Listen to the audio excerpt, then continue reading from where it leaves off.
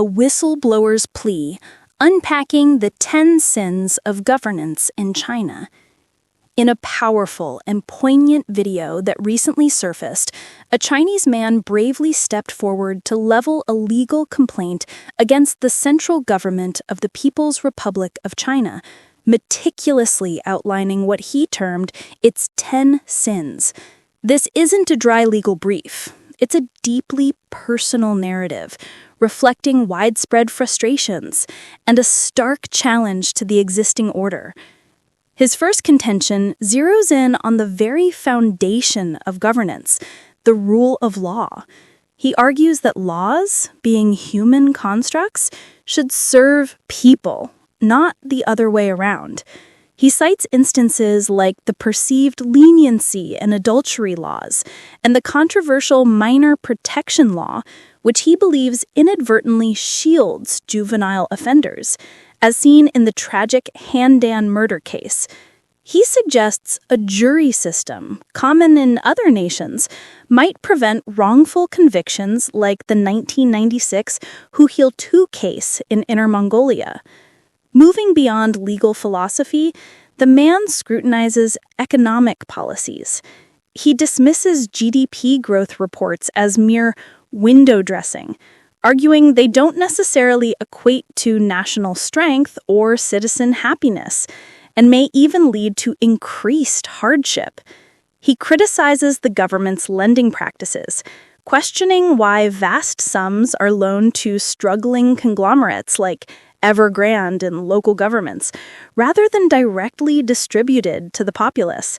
He paints a grim picture of ghost cities and endless construction, highlighting what he sees as a colossal waste of resources and human effort in an age of overproduction and environmental concern. His critique then touches on social welfare.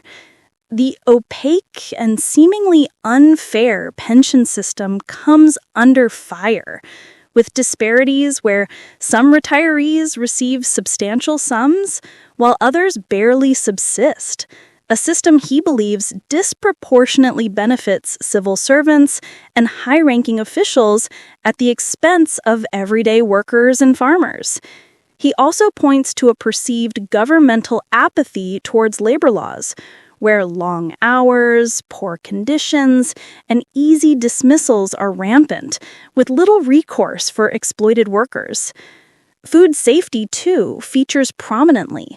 He expresses alarm over questionable food additives and the government's stance on genetically modified foods, which he claims other nations approach with far greater caution. The cleanliness of many restaurant kitchens, particularly those serving takeout, also draws his ire, suggesting lax oversight. Education, a cornerstone of any society, is not spared. He decries a system that prioritizes rote memorization and test scores over critical thinking and practical skills, comparing the highly competitive Gaokao college entrance exam to thousands of troops crossing a single plank bridge, advocating instead for a German-style vocational education model. Finally, his gaze turns to accountability and corruption. State-owned enterprises, SOEs, are slammed for their monopolies, losses, and generous dividends. He recounts a telling anecdote where a proposal for officials to declare their assets was overwhelmingly rejected by the National People's Congress, reinforcing suspicions of entrenched corruption. He argues that officials lacking grassroots experience implement impractical policies that often pit ordinary citizens against law enforcement, while high-level corruption seemingly goes unpunished. This man's video is more than just a complaint. It's a testament to the belief that the prosperity of the nation is built on the sweat and toil of its common people. He hopes his bold stand, though risky, will spark a much-needed dialogue, embodying the spirit of those who refuse to roll to other countries when they believe their own home needs fixing. His story is a powerful reminder that even in restrictive environments, the human desire for justice and transparency can find a voice.